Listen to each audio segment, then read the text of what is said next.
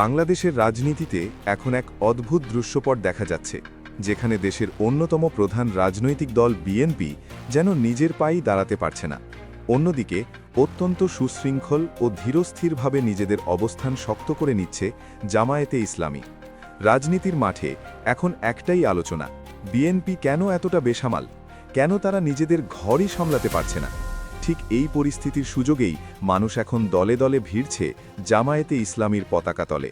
জামালপুরের বকশীগঞ্জে যা ঘটল তা আসলে বিএনপির বর্তমান করুণ পরিস্থিতিরই এক জ্বলন্ত উদাহরণ। সেখানে বিএনপির ২ শতাধিক নেতাকর্মী দলটির ওপর আস্থা হারিয়ে জামায়াতে ইসলামীতে যোগদান করেছেন। এই ঘটনাটি কোনো বিচ্ছিন্ন ঘটনা নয়, বরং এটি বিএনপির সাংগঠনিক দুর্বলতা আর জামায়াতের সাংগঠনিক শৃঙ্খলার এক স্পষ্ট বার্তা। আজ আমরা এই বিষয়টি নিয়েই বিস্তারিত আলোচনা করব, কিভাবে বিএনপির মতো একটি বড় দল নিজেদের ব্যর্থতার ভারে নুয়ে পড়ছে এবং সেই ফাঁকা মাঠে কিভাবে জামায়াত নিজেদের আধিপত্য বিস্তার করছে। শুরুতেই জামালপুরের বকশীগঞ্জ উপজেলার ঘটনাটি দিয়ে আলোচনার গভীরে যাওয়া যাক, যা বর্তমান রাজনীতির এক বড় চমক হিসেবে সামনে এসেছে।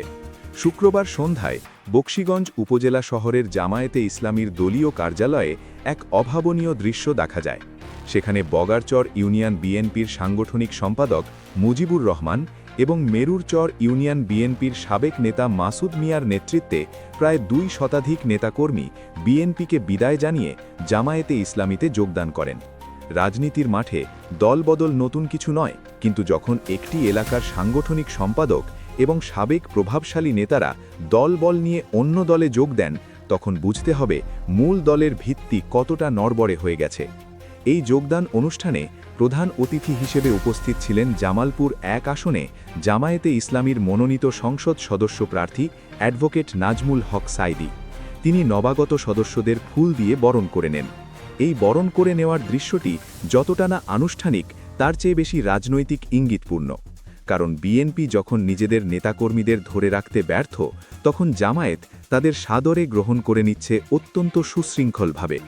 বিএনপির বর্তমান অবস্থা পর্যবেক্ষণ করলে দেখা যায় দলটি যেন এক গভীর সংকটে নিমজ্জিত। তাদের রাজনৈতিক কৌশল, সাংগঠনিক কাঠামো এবং ভবিষ্যৎ পরিকল্পনা সব কিছুতেই এক ধরনের ধোঁয়াশা কাজ করছে। নির্বাচনের ইশতেহার একটি দলের জন্য জাতির কাছে তাদের অঙ্গীকারনামা, কিন্তু বিএনপি এখনও পর্যন্ত সেই ইশতেহার নিয়েও ঠিকঠাক কোনো ঘোষণা দিতে পারছে না। তাদের এই দোদুল্যমান অবস্থা প্রমাণ করে যে দলের নীতি নির্ধারণী পর্যায়ে চরম সমন্বয়হীনতা কাজ করছে। সাধারণ মানুষ এবং দলের কর্মীরা যখন দেখে যে তাদের নেতাদের কোনো সুনির্দিষ্ট লক্ষ্য বা পরিকল্পনা নেই, তখন তারা স্বভাবতই হতাশ হয়ে পড়ে। বকশীগঞ্জের এই ২ শতাধিক নেতাকর্মীর দলত্যাগ সেই হতাশারই বহিঃপ্রকাশ। তারা দেখছে যে দল দীর্ঘদিন ধরে ক্ষমতায় নেই, সেই দলের ভেতরেই এখন চরম বিশৃঙ্খলা। নেতৃত্বের কোন্দল আর সিদ্ধান্তের অভাবে তৃণমূলের কর্মীরা আজ দিশাহারা।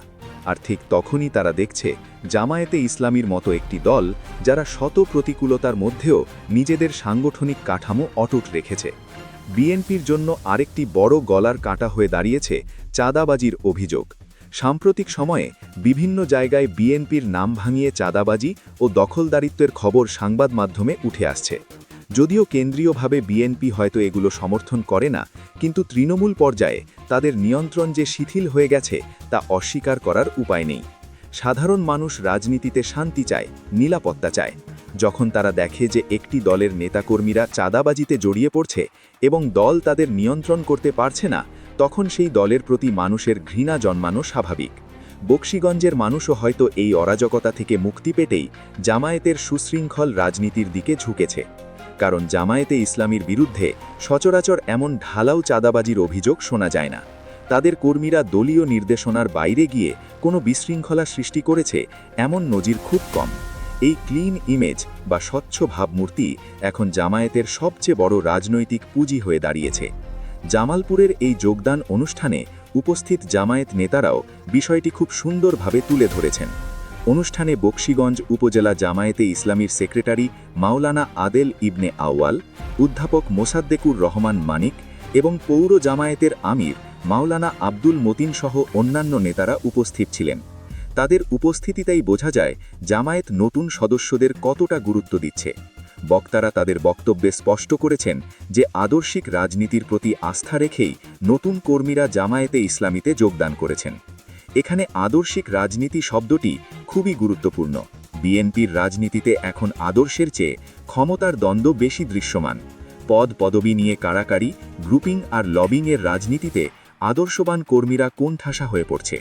অন্যদিকে জামায়াত তাদের কর্মীদের ধর্মীয় ও নৈতিক শিক্ষার মাধ্যমে এক সুতোয় বেঁধে রাখে। সেখানে পদের লোভের চেয়ে দলীয় আনুগত্য বেশি। এই পার্থক্যটাই এখন সাধারণ রাজনৈতিক কর্মীদের চোখে আঙুল দিয়ে দেখিয়ে দিচ্ছে যে কার ওপর আস্থা রাখা যায়। বিএনপির এই বেসামাল অবস্থার পেছনে নেতৃত্বের দুর্বলতাও একটি বড় কারণ।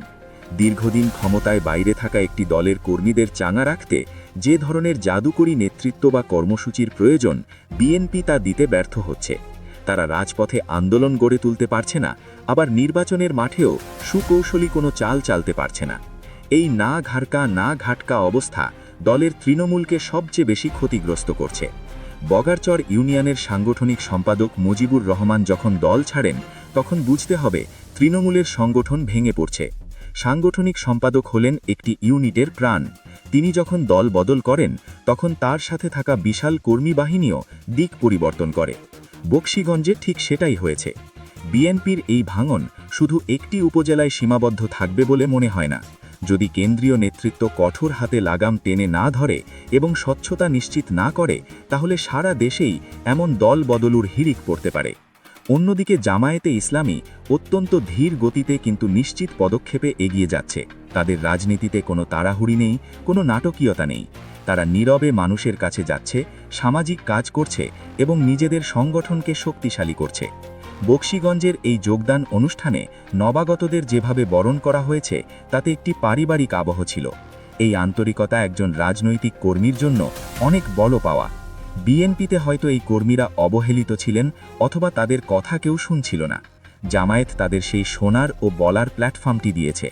জামায়াত নেতাদের বক্তব্যেও উঠে এসেছে যে নতুন সদস্যদের সক্রিয় অংশগ্রহণের মাধ্যমে ভবিষ্যতে সংগঠন আরও শক্তিশালী হবে। অর্থাৎ তারা শুধু লোকবল বাড়াচ্ছে না, বরং তাদের কাজে লাগানোর পরিকল্পনাও করছে। এটি একটি দূরদর্শী রাজনৈতিক দলের বৈশিষ্ট্য। বিএনপির ইশতেহার দিতে না পারার ব্যর্থতা তাদের বুদ্ধিবৃত্তিক দেউলিয়ত্বেরও প্রমাণ দেয়। দেশের মানুষ জানতে চায় বিএনপি ক্ষমতায় গেলে কি করবে, কিভাবে দেশের উন্নয়ন করবে। কিন্তু বিএনপি ব্যস্ত তাদের অভ্যন্তরীণ কোন্দল মেটাতে আর আইনি জটিলতা সামলাতে। তাদের কোনো ভিশন নেই যা তরুণ প্রজন্মকে আকর্ষণ করতে পারে। অথচ জামায়াত তাদের নির্দিষ্ট এজেন্ডা ও পরিকল্পনা নিয়ে কর্মীদের গাইড করছে। বিএনপির এই পরিকল্পনাহীনতা তাদের সমর্থকদের মধ্যে অনিশ্চয়তা তৈরি করছে। একজন কর্মী কেন সারাদিন দলের জন্য খাটবে যদি সে জানতেই না পারে দলের গন্তব্য কোথায়? এই অনিশ্চয়তা থেকেই মানুষ এখন জামায়াতের মতো নিশ্চিত গন্তব্যের দলের দিকে ঝুঁকছে। জামায়াত তাদের কর্মীদের ইহকালীন ও পরকালীন উভয় ধরনের মুক্তির স্বপ্ন দেখায়, যা ধর্মপ্রাণ মানুষের কাছে অনেক বেশি গ্রহণযোগ্য। আরেকটি বিষয় লক্ষণীয়, তা হলো মানুষের মনস্তত্ত্ব। মানুষ সবসময় বিশৃঙ্খলা এড়িয়ে শৃঙ্খলার দিকে যেতে চায়। বিএনপির রাজনীতিতে এখন হট্টগোল বেশি, কাজের চেয়ে আওয়াজ বেশি। মিটিং মিছিলে তাদের নিজেদের মধ্যেই মারামারি করার খবর পাওয়া যায়। অন্যদিকে জামায়াতের মিটিং মিছিল মানে পিনপতন, নীরবতা ও শৃঙ্খলা। তাদের কর্মীরা এক লাইনে হাঁটে, নেতার নির্দেশের অপেক্ষায় থাকে এবং নির্দেশ পাওয়া মাত্রই তা পালন করে। এই সামরিক কায়দার শৃঙ্খলা সাধারণ মানুষকে মুগ্ধ করে। বকশীগঞ্জের সাধারণ মানুষ ও রাজনৈতিক কর্মীরা হয়তো ভেবেছে যে দল নিজেদের কর্মীদেরই নিয়ন্ত্রণ করতে পারে না, তারা দেশ চালাবে কিভাবে? এর চেয়ে যারা নিজেদের সুশৃঙ্খল রাখতে পেরেছে তাদের সাথে থাকাই নিরাপদ। এই নিরাপত্তা ও আস্থার জায়গা থেকেই বিএনপির 2 শতাধিক নেতাকর্মী আজ জামায়াতের পতাকা তলে। বিএনপির জন্য এটি একটি অশনি সংকেত। বকশীগঞ্জের এই ঘটনা যদি একটি টেস্ট কেস হিসেবে ধরা হয়, তাহলে দেখা যাবে দেশের আরও অনেক জায়গায় একই ক্ষোভ বিরাজ করছে। চাঁদাবাজির বদনাম দলের গায়ে কালিমা লেপন করছে। দলের সিনিয়র নেতারা হয়তো এসি রুমে বসে বিবৃতি দিচ্ছেন, কিন্তু মাঠ পর্যায়ে তাদের কর্মীরা কেমন আচরণ করছে তার খবর তারা রাখছেন না। এই জনবিচ্ছিন্নতাই বিএনপিকে ডুবোচ্ছে। মানুষ এখন আর শুধু ধানের শীষ প্রতীক দেখেই ভোট দেবে না বা সমর্থন দেবে না, তারা দেখবে প্রার্থীর চরিত্র এবং দলের শৃঙ্খলা। জামায়াতের প্রার্থী অ্যাডভোকেট নাজমুল হক সাইদি যখন হাসি মুখে ভিন্ন মতের লোকদের বরণ করে নেন, তখন তিনি নিজের দলের উদারতা ও গ্রহণযোগ্যতাই প্রকাশ করেন। এটি জামায়াতের একটি বড় রাজনৈতিক বিজয়। তারা প্রমাণ করতে পেরেছে যে বিএনপির বিক্ষুব্ধ নেতাকর্মীরাও তাদের কাছে নিরাপদ বোধ করে। বিএনপির এই অধঃপতনের সুযোগ পুরোদমই কাজে লাগাচ্ছে জামায়াত। তারা জানে বিএনপির ভোট ব্যাংক এখন নড়বড়ে। যারা আওয়ামী লীগ বিরোধী কিন্তু বিএনপির কর্মকাণ্ডে হতাশ, তাদের জন্য একমাত্র বিকল্প এখন জামায়াত। জামায়াত সেই বিকল্প শক্তি হিসেবেই নিজেকে উপস্থাপন করছে। তারা কোনো উগ্র স্লোগান দিচ্ছে না, জ্বালাও পোড়াও করছে না, বরং তারা সামাজিক কাজ এবং সাংগঠনিক দাওয়াতের মাধ্যমে মানুষের হৃদয়ে জায়গা করে নিচ্ছে। বকশীগঞ্জের এই যোগদান অনুষ্ঠানে প্রমাণ করে যে জামায়াতের এই সফট অ্যাপ্রোচ বা নমনীয় কৌশল কাজে দিচ্ছে। বিএনপির উগ্রতা বা বিশৃঙ্খলার বিপরীতে জামায়াতের এই শান্ত ও সুকৌশলী অবস্থান রাজনীতির দাবা খেলায় তাদের এগিয়ে রাখছে।